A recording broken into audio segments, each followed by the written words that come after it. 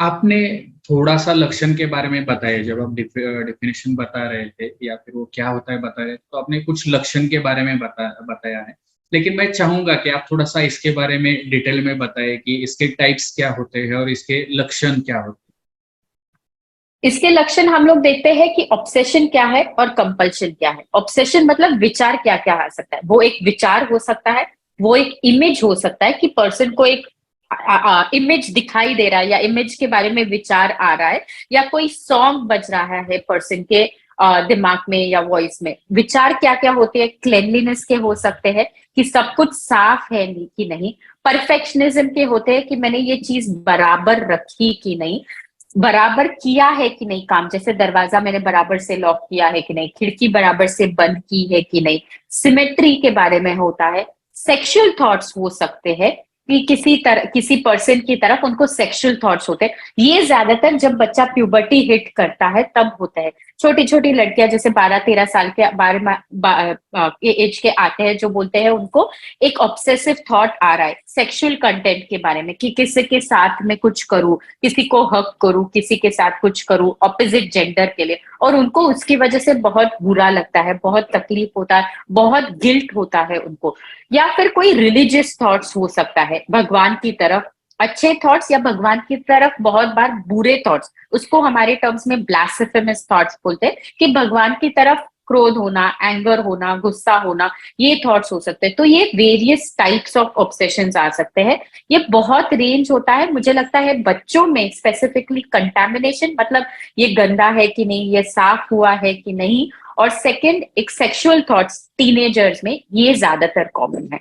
और कंपल्शंस होते हैं जो बार बार एक चीज करनी होती है, बार बार हाथ धोना, बार बार दरवाजा बंद करना, बार बार चेक करना, एक चीज को एक नंबर ऑफ टर्न्स लेना। जैसा मेरे पास एक बच्चा आया था, उसको ये हमेशा थॉट होता था कि कुछ गंदा है, पर उसको ये था ऑब्सेशन कि मैंने एक नंबर ऑफ टाइम्स करना चाहिए, तो 12 टाइम मैंने वो हाथ धोना चाहिए, तो एग्जैक्टली 12 टाइम्स वो हाथ धोता था, तो वो 12 टाइम करना उसका कंपल्शन हो गया था। या फिर अरेंज करना चीजों को एक पर्टिकुलर ऑर्डर में अरेंज करना, ये अलग तरीके के कंपल्शन हो सकते हैं। और बाकी एक चीज तो अपने क्वेश्चन में बोली थी, आई होप आपको कुछ आंसर्स मिले हैं। ये भी एक बहुत कॉमन चीज आती है बच्चों में, जैसे बहुत अच्छा एग्जाम्पल आपने दिया। बिकॉज बहुत बार जब ये बच्चे आते हैं हमारे पास, कॉमन टीचर्स को लगता है या कॉमन स्कूल से रेफरेंस जब आता है तो उनको लगता है ये बच्चा पढ़ाई नहीं किया है, यह बच्चा इधर स्लो लर्नर है या मतिमंद है या उसको कोई एकेडमिक इशू है, इसीलिए वो बार बार कैंसिल कर रहा है, बट वो तो एक ऑब्सेशन की वजह से कर रहा है। तो ये सब चीजें बच्चों में कॉमन होती है। तो बच्चे बोलते क्या है, बच्चे सडनली, बच्चों में लक्षणें कैसे दिखती है। पेरेंट्स ये नोटिस करते हैं कि बच्चा बहुत टाइम एक चीज कर रहा है, जैसे बाथरूम में बहुत टाइम स्पेंड कर रहा है, सोने के पहले एक पर्टिकुलर रिचुअल फॉलो कर रहा है, उसका टाइम बहुत जा रहा है, बच्चे को बहुत एंग्जाइटी हो रही है, बच्चा बार बार स्ट्रेस में दिख रहा है, बच्चे को मूड अच्छा नहीं है, उदास लग रहा है, टेंशन में लग रहा है, बच्चे अपनी जो हॉबीज थे, जो चीजें अच्छी लगती थी वो नहीं कर पा रहा है, वो एंगेज नहीं कर रहा है, ये स्कूल में जाना नहीं चाहता है, ये अवॉइड कर रहा है अपने फ्रेंड्स को मिलने या अपने बाहर जाने के लिए अवॉइड कर रहा है, अपने अपने अंदर रह रहा है, अकेला अकेला रह रहा है। ये चीजें थोड़ी पेरेंट्स नोटिस करते हैं। उसका स्लीप बिगड़ सकता है, वो बराबर सो नहीं रहा है या वो बराबर खा नहीं रहा है।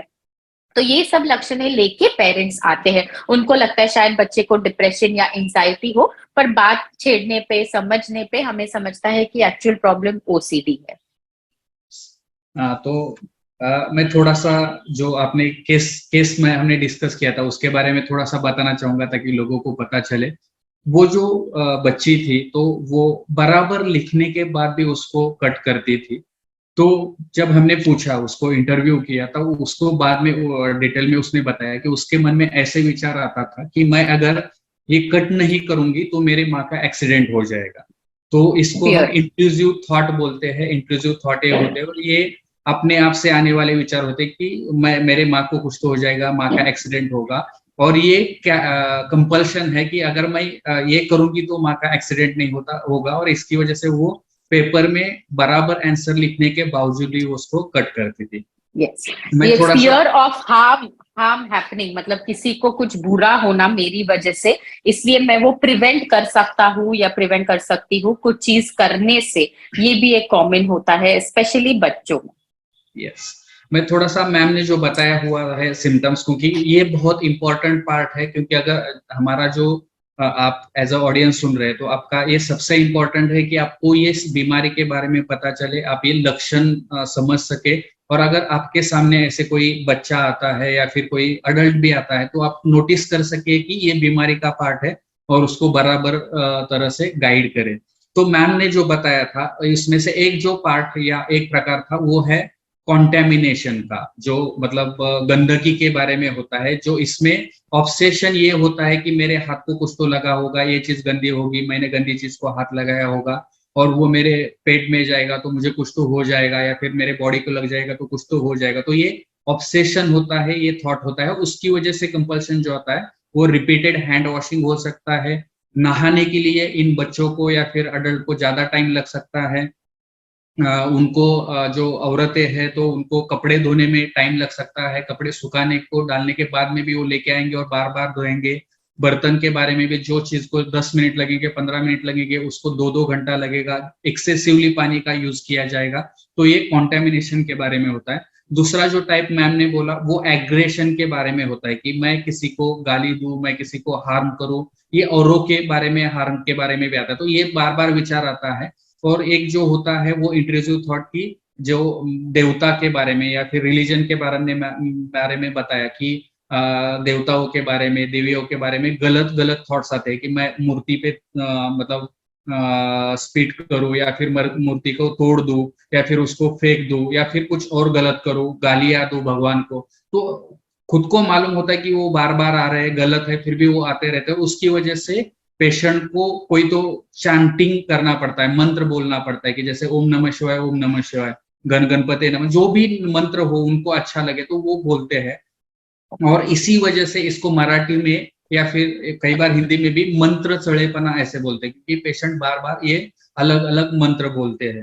तो ये दूसरा हुआ। तीसरा जो मैम ने बताया वो इंट्रूसिव थॉट्स में ही जो सेक्सुअल थॉट्स थे वो भी आते हैं। वो अपोजिट सेक्स के बारे में हो सकता है, किसी और व्यक्ति के बारे में हो सकता है, या फिर बहुत बार भगवान के बारे में भी होता है। अपोजिट सेक्स के जो भगवान होते हैं, मेरे पास में एक पेशेंट आया था जो फीमेल थी, और उसको मतलब गणपति की जो सूंड होती है या तो वो जो होता है, तो उसको देखकर उसके मन में वो ख्याल आते थे।